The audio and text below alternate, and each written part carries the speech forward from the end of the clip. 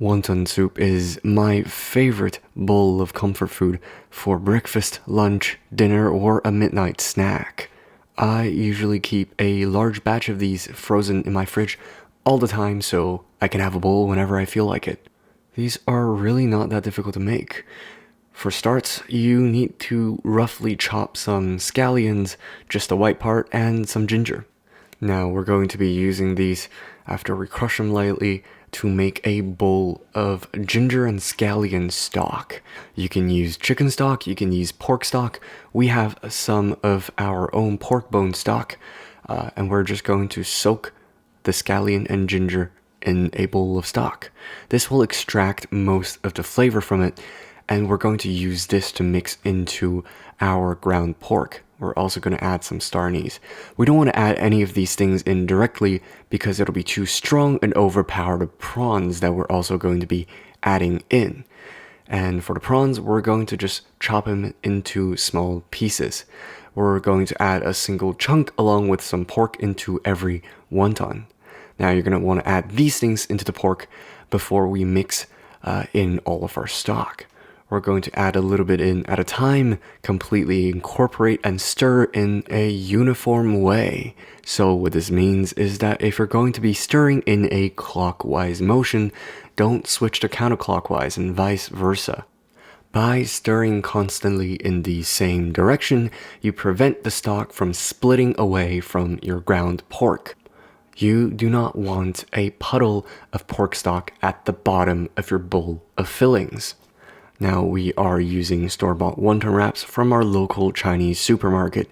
If you can't find these at your local supermarket, let us know in the comments below and we will do a video dedicated to just covering how to make these wonton wraps. Now, to fold wontons, there are a million different ways. The way I learned is the way we do it in the family, which is common in the north of China. I don't know if they do this in the south, but it's not really all that difficult. You seal in the outside of the wontons with a little bit of water, add the appropriate amount of pork in the middle, which is entirely dependent on how much you can stuff in the wonton wrap without having it explode. Then you're going to fold it across the middle, searing first the top and then the sides, making sure it's completely sealed. And then you're going to fold the top lip back over, flip the wonton over, and pinch in the two corners. We're going to show you in 3 different angles because it is really difficult to describe with just words alone. But what you should come up with at the end is one of these pretty little things that resembles a gold ingot that was used as currency in ancient China. Now you can sit around the table with your family and friends to make a huge batch of these at a time, and I'm pretty sure with some practice you can get pretty quick at making these. Just make sure to spread these out on a baking sheet with some starch or flour on the bottom so they don't stick, and you can stick them into the fridge so the outside will harden, and then chuck them into a sealable bag, and you can store these in the fridge for quite a long while. Now that you've made a large batch, you can sit and admire the amazing prettiness of your wonton. Oh, this one's not clean. You can sit and admire at the pretty wontons that you've just created. Now you can boil these things in hot water from frozen.